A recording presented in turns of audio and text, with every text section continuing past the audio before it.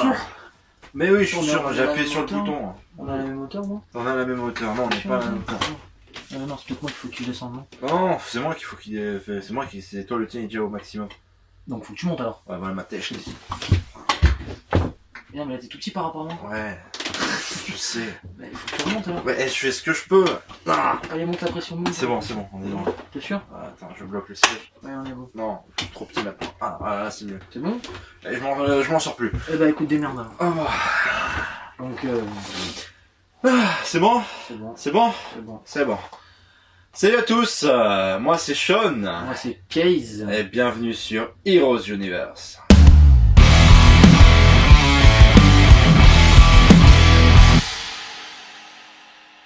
Donc aujourd'hui, Le débrief des séries. voilà, on attaque la semaine. Ouais, par Supergirl. Donc, bah, comme Next. la semaine dernière, on va Direct. parler longtemps du truc parce qu'au final, bah là, pas top. Ah non, Donc, c'est même minable, hein. On next, enfin pour moi, c'est bon. C'est pour l'instant, c'est vraiment la série que je mets au plus bas. Next. On oublie quoi. Voilà. Bah Flash, Bien. ça va. Ouais, cette sympa. semaine sympa. Sympa. Des petites, peut-être des petits clins d'œil sur ce qui va se passer par la suite.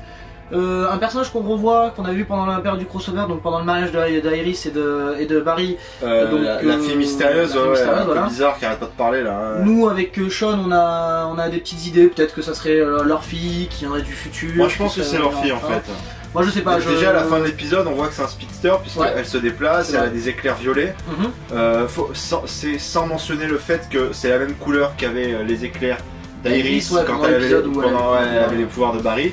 Donc elle est là, elle est présente au moment les plus importants de la saison. On la revoit là dans cet épisode, donc c'est la baby shower. Ou alors ce serait la fille de. Ouais, c'est ce que j'ai pensé aussi à un moment donné. Mais Ça serait bizarre. Ouais, ça. Je sais pas, parce qu'il n'y aurait pas franchement de correspondance. Parce que le problème, c'est que là, dans la série, les seuls speedsters pour l'instant, c'est Wally West, Flash, la fille de Harry Wells, Ouais. Harrison Wells de Terre 2, donc DC Quick. Hein. Mais bon, je sais pas. Mais en tout cas, voilà, l'épisode était pas mal. En tout cas, c'est pas un méchant, c'est sûr et certain. Ah oui, ça c'est sûr, oui. Parce que, je pense pas, parce que sinon j'en aurais un truc. Ouais, c'est vrai, c'est pas plus méchant. que c'est comme ça, quoi. Vu l'importance qu'elle met à vouloir toujours être présent au moment important de la famille C'est ça. Allen West, non, moi je pense que carrément c'est un membre de la famille. Je pense que c'est plus la fille de Barry et de Iris, mais ça m'étonnerait pas non plus que ce soit la fille de Cécile et Joe. Quoi. Ouais.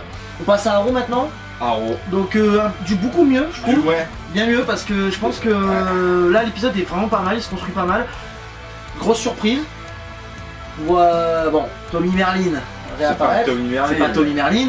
Mais là, c'est sympa le petit clin d'œil d'avoir remis l'acteur dedans. On l'avait déjà voilà, revu pendant le crossover. Bon, on le voit pas beaucoup parce qu'il joue le Prometheus de la Terre X. Oui. Donc dans le crossover. Donc c'est sympa de le revoir. Bon, le procès d'Oliver Queen, le 5e, 6e des 6 saisons. L'épisode en lui-même est sympa. Après on passe à la dernier truc, c'est Agent of Shield, hein, si je dis pas de bêtises. Et Gotham. Ah oui, Gotham, pardon, oui. Donc on va parler de Gotham. Donc là par contre là c'est moi puisque Sean n'a toujours pas rattrapé encore une fois.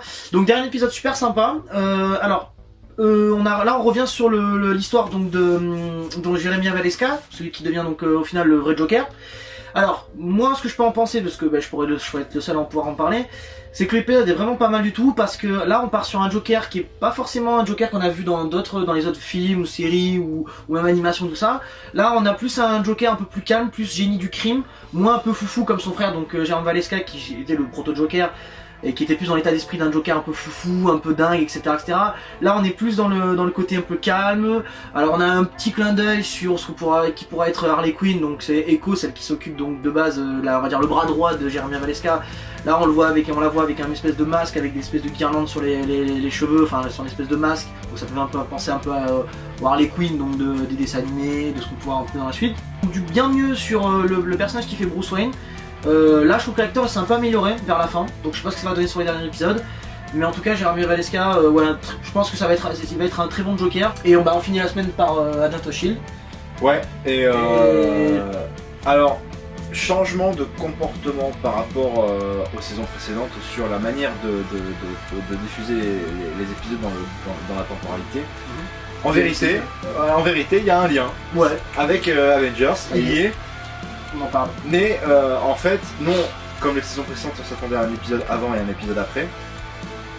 Et en fait non, c'est carrément pas ça du tout, c'est que ça se passe pendant le film Avengers, c'est-à-dire c'est parallèle quoi, c'est en même temps. Donc l'épisode là il se passe, celui-ci, si on devait situer celui d'avant, C'est pendant l'attaque de New York. c'est pendant l'attaque de New York, et quand on a Ebonimo qui débarque avec le grand C'est éclairage. Krull là, le grand. Là. Ouais. Donc ensuite celui-là, il se passerait au moment de la bataille du Wakanda. Il faut pas se fier à la sortie en guise de temporalité, de chronologie. C'est très important, c'est d'ailleurs pour ça qu'on fera une vidéo phase 1, phase 2, phase 3 comme on l'avait annoncé avant. Parce que on va remettre les choses bien dans l'ordre, parce que beaucoup de personnes ne savent pas et se font de fausses idées sur quand se déroulent les choses. On en reparlera parce que de toute façon, il faut faire un peu le lien entre tout ça, parce que l'univers est quand même il est quand même bien vaste, entre même les séries de Netflix, tout ça, plus Agent of Shield, plus l'univers du MCU, tout ça en entier. Mais après, bon, lui-même, l'épisode était sympa. Ouais. Les clins d'œil étaient bons, les acteurs toujours excellents, y a rien à redire. Bon, ben, Glenn Talbot qui devient Graviton. Pas Bien. mal du tout. Ouais, bien. Bon, après, peut-être un petit peu aussi sur Graviton, je pense qu'il est un peu cheaté au niveau des pouvoirs. Parce que là, vraiment, bon, il plie tout le monde en 2-2 avec juste 2 claquements de doigts, mais bon. Après, hein, il faut quand même un méchant qui ait quand même un petit minimum de pouvoir. Si on lui met pas l'envergure. Mais bon, après aussi, l'épisode toujours très bon, les acteurs toujours très bons, voilà, rien à redire. En tout cas, ce qui est sûr, c'est que maintenant qu'on sait qu'il n'y a pas de problème De temporalité, ouais. Ouais, voilà. On sait très bien comment va se finir la saison 5. Ouais. Il y a des personnages qui vont disparaître. C'est obligé. Exactement comme dans le film Avengers. Il y a des personnages qui vont disparaître. Je pense que je pense que le cliffhanger, ce sera qu'ils vont réussir à sauver Coulson, Ça c'est sûr, ouais, j'en suis sûr aussi. Bah, mais qu'il va finalement disparaître. Bah, je sens venir. Je sens venir ça. Et le truc c'est que je me dis, c'est soit ça, soit de toute façon dans tous les cas ce qui va se passer, c'est comme disait Sean la dernière fois, la saison 5 est faite comme soit c'est la dernière saison, soit c'est pour repartir sur une saison 6. Donc dans les derniers épisodes, c'est soit on tue tout le monde avec un espèce de background en se disant bon de toute façon on a tué tout le monde donc au final bon bah y a personne. Sachant quand même que bon l'acteur qui fait oui, Clark Gregg qui fait Coulson a été casté pour Avengers 4, voilà, ça a été donc il devrait apparaître dedans. C'est bien qu'il y ait un rapport, c'est bien que les scénaristes se soient... Ah oui, de toute façon ouais, fallait, parce que j'avais peur un peu par rapport à cette dernière saison des Agents of Shield qu'il n'y ait pas de rapport. Déjà qu'avec Netflix les rapports ils sont très minimes pour les séries Marvel. Donc là j'avais un petit peu peur et au final finalement c'est bon, tout y est. C'est bon. Avant de finir la vidéo, je vais faire une petite aparté. J'ai commencé à regarder Black Lightning, Ouais. mais j'ai pas réussi à regarder le reste. Enfin moi j'ai pas commencé et j'ai pas envie. Voilà. Honnêtement, c'est une série qui ne sert à rien. Clairement elle sert strictement à rien. Le personnage, l'acteur principal,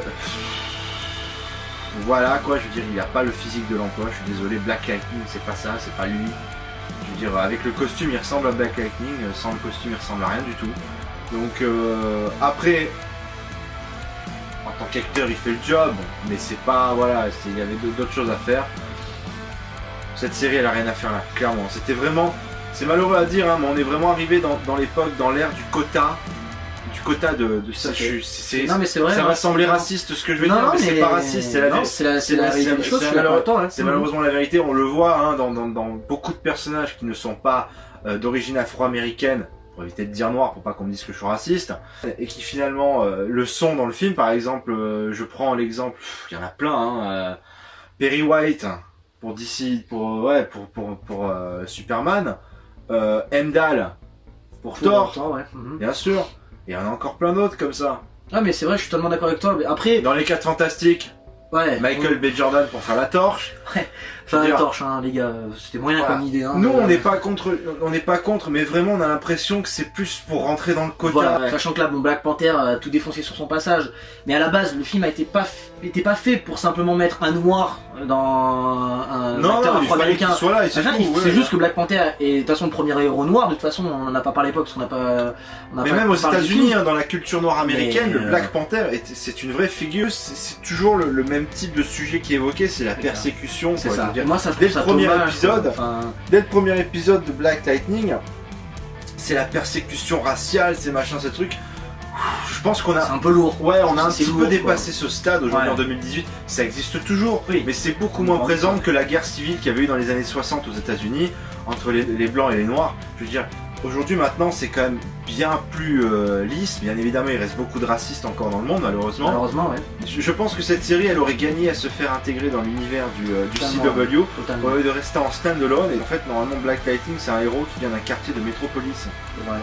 Il vient d'un des quartiers de C'est vrai, Metropolis. ouais. Et là, carrément, c'est une autre ville, dans un autre état, c'est complètement différent. Je veux dire, oh les gars, putain, vous auriez pu faire un rapport avec Supergirl. Carrément, ouais.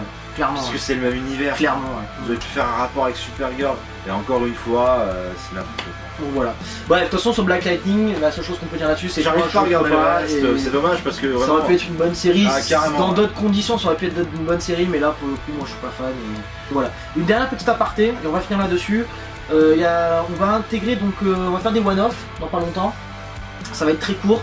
Sur des films, tout ça, qui sont pas forcément en rapport avec l'univers des héros comiques, tout ça, mais ce sera surtout donc vraiment des apartés là-dessus. Pourquoi on fait des one-off?